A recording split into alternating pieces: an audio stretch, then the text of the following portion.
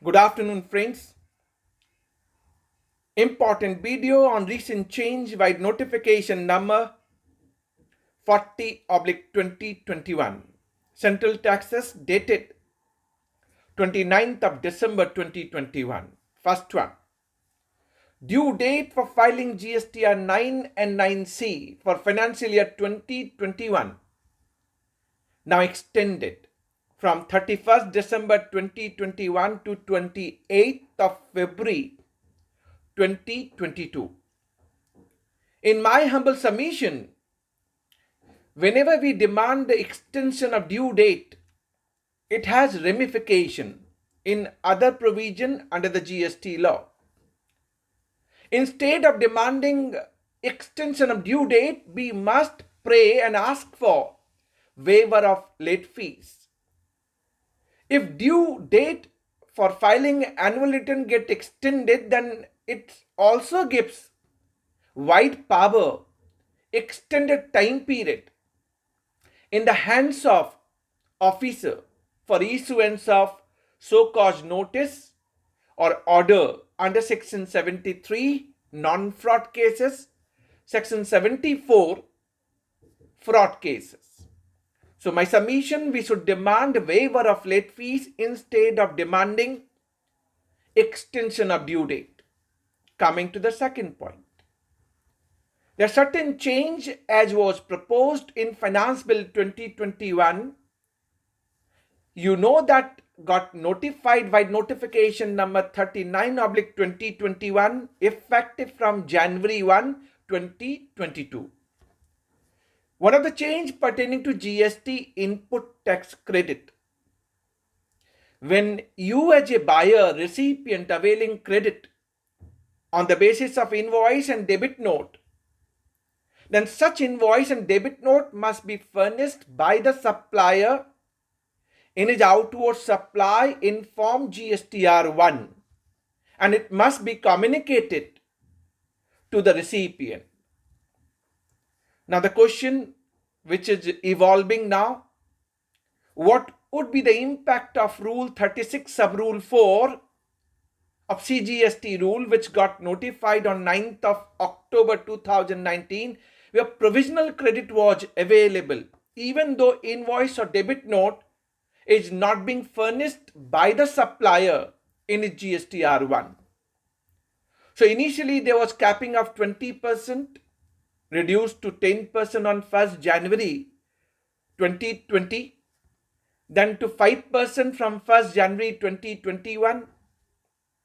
Now this Rule 36 sub Rule 4 is getting substituted by this notification 40/2021.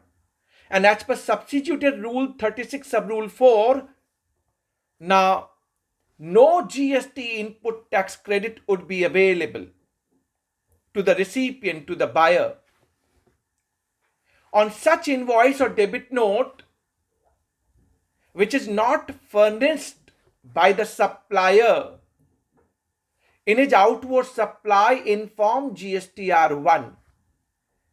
And this invoice or debit note furnished in outward supply either by the monthly filer in its GSTR 1 or being furnished through invoice furnishing facility to quarterly return filer.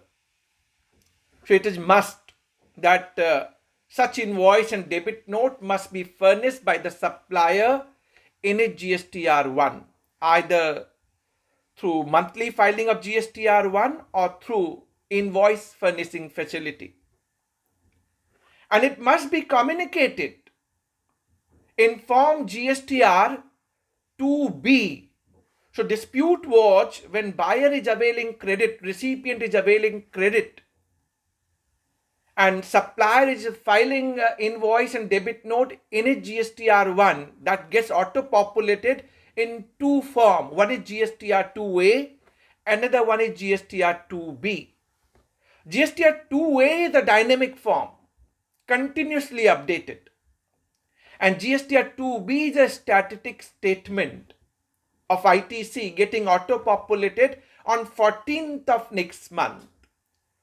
So those who are filing monthly GSTR 1 by 11th of next month, and those who are quarterly filer through invoice furnishing facility 13th of next month gets auto-populated in GSTR 2B, which is statistic statement for credit to be availed by the recipient of goods or services. Dispute was which relevant form is important, GSTR 2A or 2B.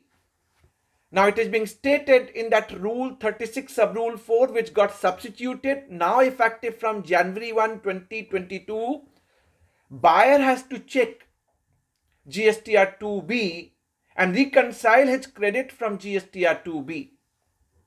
Having said that, one dispute which is coming out in the market, what happened? If I'm importing goods and paying IGST on bill of entry, or maybe reverse charge liability for import of services,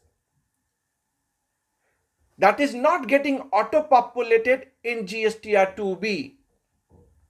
How do I going to avail credit? How this credit would be available to me? This is the question which is debated, and now I'm getting from the trade. So this video will help you. Yes, it is being stated now that credit would be dependent on GSTR 2B, but please note, when you are availing credit in GSTR 3B under table 4A, one is import of goods. When you are importing goods and filing bill of entry and paying IGST along with other custom duty, IGST credit is available. If it is not getting auto-populated in your GSTR 2B and maybe import of services, table 4A 2 of GSTR 3B, you are paying reverse charge liability in cash, and let's say it's not getting auto-populated in your GSTR 2B, what you will do? My simple answer to all of you would be, where you are paying the reverse charge liability on import of services or other reverse charge liability which you are procuring within domestic market but liable for the reverse charge as per notification number 13/2017 for services, 4/2017 for goods, then in such cases, an import of goods where you are filing bill of entry, if it is not getting auto-populated in GSTR 2B, do not worry about. As per me, this credit is available. You should avail the credit if you are not finding this is auto-populated. To that extent, I need clarification from CBIC at the earliest that they are entitled to avail credit. And as per my submission, credit would be available to you with no worry. On import of goods, bill of entry is the eligible document for availing credit. Import of services or reverse charge liability within India transaction as per specified notification which I referred. If you are paying the liability and if it is not getting auto-populated in GSTR 2B, you must avail credit. Government need to clarify this issue. Having said that, one more point. What happened for a lot of dispute and notices sent by the department for mismatch of credit which is availed in GSTR 3B versus GSTR 2A or 2B prior to January 1, 2022. In my humble submission, if I look at the subclause AA which got notified effective from January 1, 2022 and which is prospective clause, not the retrospective clause,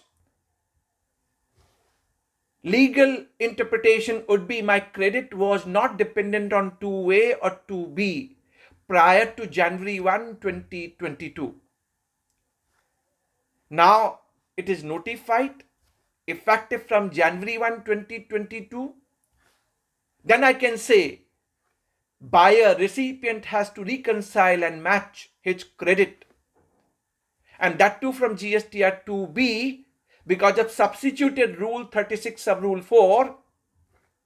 as per notification 40/2021. But I said, if you are finding some credit amount which is not getting auto-populated on import of goods, import of services, RCM, then you should take the credit. Government need to clarify by way of circular. This video is mainly focusing on these 2 pointers. Lot of changes are happening in GST. We have created lot many videos on different topics getting change from January 1, 2022. You can subscribe to our YouTube channel and watch those videos. Since we are on the verge of New Year, January 1, 2022, I'm taking this opportunity to wish each one of you a great success, lot of joy, happiness in New Year 2022. Happy New Year to all of you. Thanks for watching. Stay tuned and keep guiding and blessing us at all time. Thank you. Thank you very much.